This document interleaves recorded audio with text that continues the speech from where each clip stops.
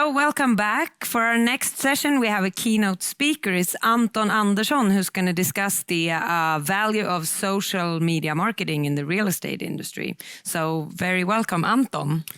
Thank you so much. How are you today? I'm all good, thank you. Perfect. Tell us a little bit about yourself. I've been working with social marketing for different ad companies the last 6 years. The past 2 years for Facebook in Dublin, but now I'm back as the business director for social industries. Yeah, could you actually say that I might be your boss? One could say that, yes. How do you like your new job? Well, I couldn't have it better anywhere else.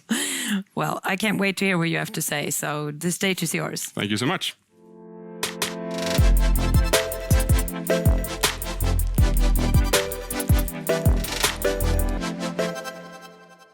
Hi everyone, I'm here to talk about the 3 things that you need to know about social marketing if you're in real estate, which should be really convenient.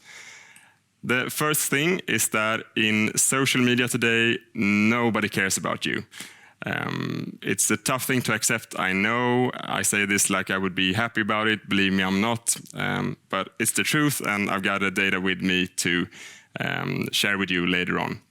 Again, nobody cares about you, and it's okay to hate me for saying this. I guess it's only fair. I think it's because it hasn't really always been like this. The last couple of years, we've experienced a massive change in how people expose themselves to brands, so that's probably the reason behind it. Let's look at a bit of history. Back in 2015, all of a sudden, as a Facebook user, you were actually able to talk to brands for the first time. And let me tell you, people were absolutely amazed by this. Being able to chat live with a brand that you or your friend used to love, that was like the equivalent to having the phone number to Bill Gates or Donatella Versace. We were managing so many brand pages back then, and people just repeatedly kept messaging us basically the same message over and over again, like, is this really Heineken, or is this really Toys R Us? And so we replied something similar to yes, and they freaked out about that. There were screenshots, there were shares that it could go live in a night. However, things changed.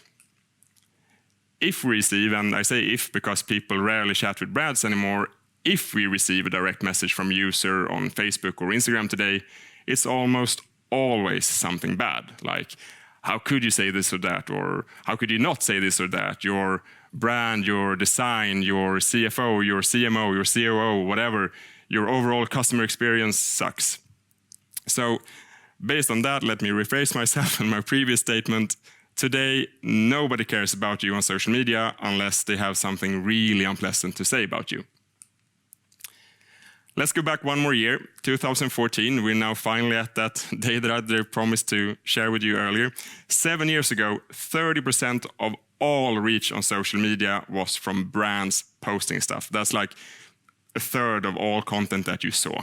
Mostly brands posting something that they thought was funny or witty, and we used to love that stuff. I have 2 examples with me. First one is this. It's raining outside, and look, there's Carlsberg beer with an umbrella. That is funny. 2015, that's super funny. You would have liked that. I sure would. This is the other one. A Volvo car dressed up in Christmas tree lights in December. I mean, the timing on that is hilarious. Let's like it. Let's share it. Let's talk to all of our friends about it. Reach was through the roof. The brands obviously love that. Guess who didn't love it? Guess who didn't feel all cheerful and happy about this free form of advertising that was now utilized by thousands of brands all over the world? One guess. This guy. And that's not a surprise, really. I don't know how many of you who saw the Social Network movie that was on air like 2010 or 11. Doesn't really matter. One can absolutely say that this free form of advertising didn't fit his business model like at all. So in Menlo Park, where they still have their headquarters, he went down to the engineers to have a little chat about it, and they decided to do a slight adjustment to the algorithm triggered by interaction, the same algorithm that decided how much reach should be affected by a stat. Just a slight change, nothing big. A couple of years later, this is where we ended up. 2% of all reach on social is from brands today. Over 6 years, we went from 30 to 2%. Out of those 2%, it's important to know that 200 companies, like big major companies like Kylie Cosmetics, Netflix, Nike, Adidas, Airbnb, they constitute 2/3 of that 2%. So it's not easy to get up there. Not everything is this guy's fault, though. As I said earlier, people's behavior on these platforms has changed drastically. Out of all social media users, we're talking more than 4 billion active users every month. Only 6% ages 25 to 64 browse or search for brands on a weekly basis. The rest of them, the 94% of the users that is only exposed to brands through targeted and therefore paid for content, ads. I reached the end of my first topic for this presentation, and we're back at the conclusion and the original statement. In social media today, apparently nobody cares about you, at least not anymore. I'll use that as a perfect segue into our next topic, which is you will get nothing for free. You will get nothing for free. Since those first blessed years, 2014 and 2015, a little bit of 2016, it's become rather obvious that if you run a business, you need to pay for your presence on social media. With more than 7 million active social media advertisers worldwide, I guess it's fair to say that, yeah, sure, we must have a working system in order to decide which brand should be exposed to whom and when. It's also fair to say that, yes, this system should be paid for by those who would like to be featured on there. Nothing weird about that. And just like we've been doing for hundreds and hundreds of years, we as brands trying to advertise to potential clients have to put good money in order to get in the face of those that we hope should see our products or services. What's new, however, is that through social media, for the first time in advertising history, we don't have to waste any money. And what do I mean by that? Well, for years and years, in order to find someone, like literally just one person, one new lead, one new client, customer, or subscriber, you had to expose yourself to so many.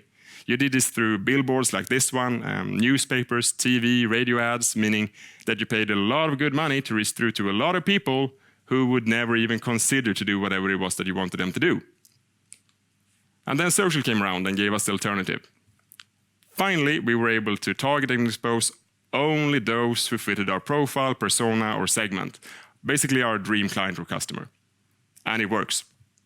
It works because these platforms knows everything about its logged in user, and if you as an advertising brand are willing to pay to be there, they will let you in on their secrets. They will let you utilize those tools, that data. I want you to remember that these are platforms so good at what they're doing in terms of data and advertising that they're almost illegal. That said, you still need to know what you're doing when advertising on there, of course. Even though it's possible to only target those who are likely to care about you, it's quite easy to get lost in these very sort of intricate advertising systems. Explained in a very simple way, one could say that advertising through these platforms is a bit like being on an auction. The advertiser within a specific vertical that offers the highest bid ends up reaching its intended audience. This means that the higher the number of competing advertisers there are at the same time, the higher you need to bid in order to win.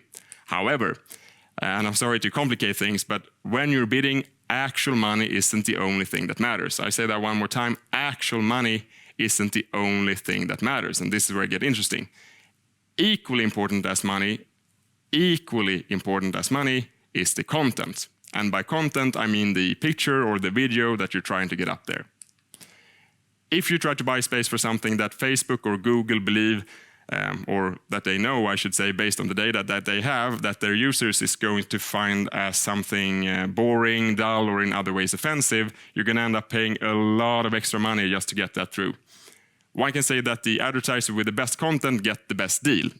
This way, Facebook and similar platforms ensures that the content on their platform stays relevant to its users, which is very much needed to get the user to stay and for them to have a good time. So if you know about this, this is really a win-win to everyone.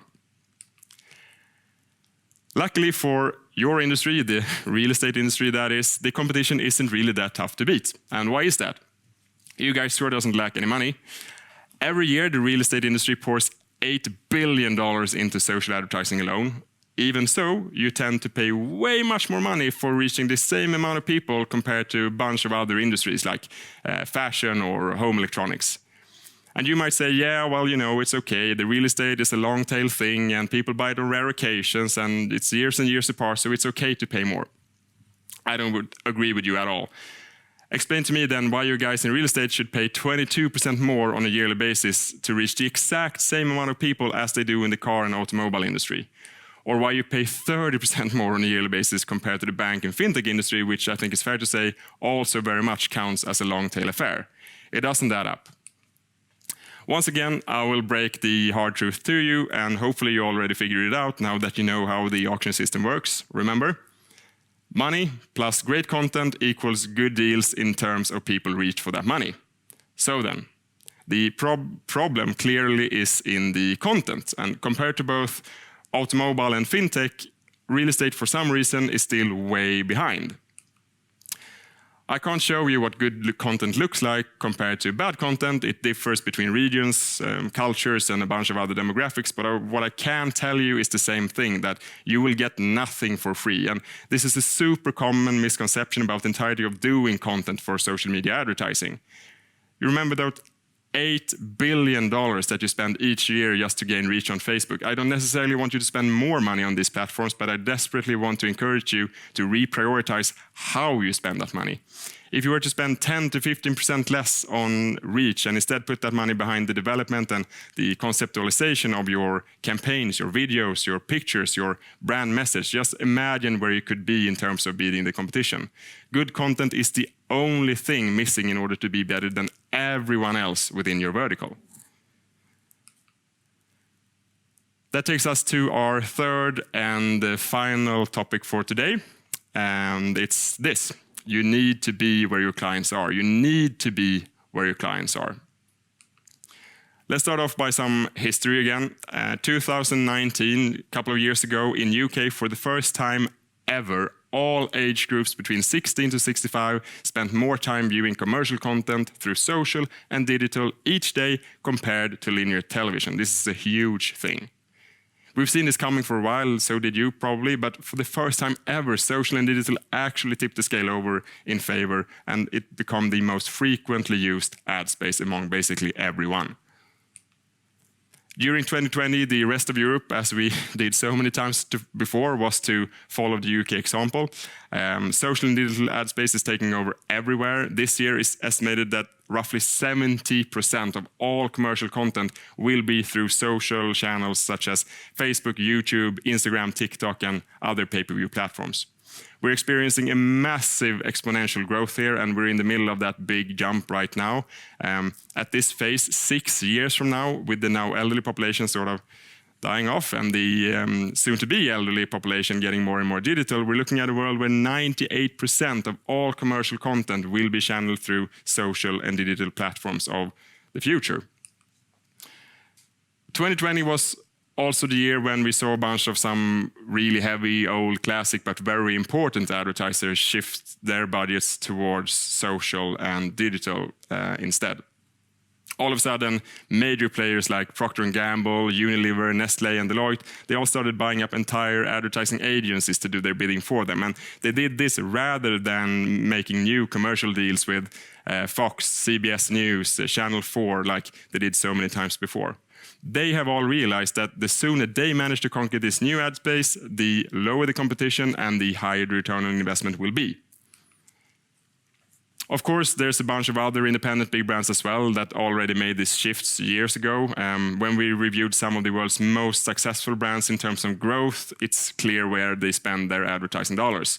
Airbnb, Uber, Amazon, Visa, MasterCard, Alibaba, and Apple, they all spend the majority of their ads budget on social and digital platforms.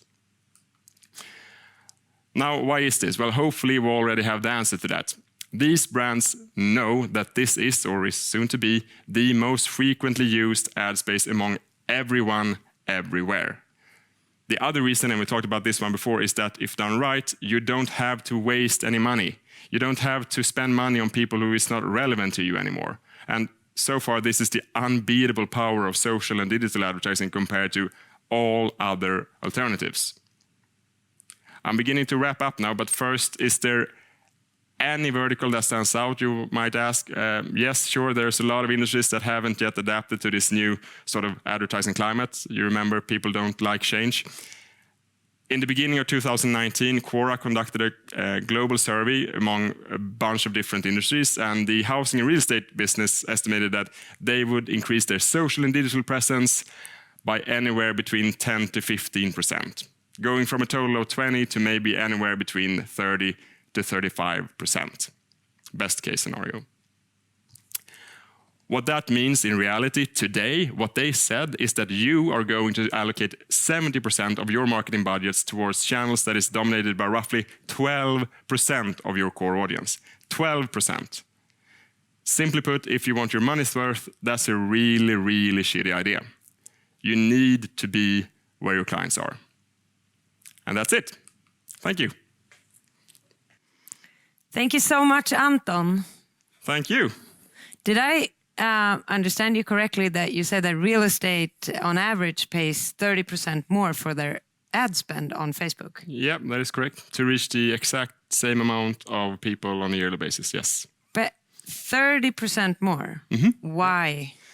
Well, it all boils down to content, really. That's what they're missing. So real estate agencies are the worst people on internet when it comes to content? No, they're not, but they surely could do better. They tend to focus too much on their bidding process and too much on their objects, I think, and not that much on what people really want to see when they spend time on social or digital media. Well, how would you, is it possible to kind of say something very specific about the importance of content? How should you solve that issue?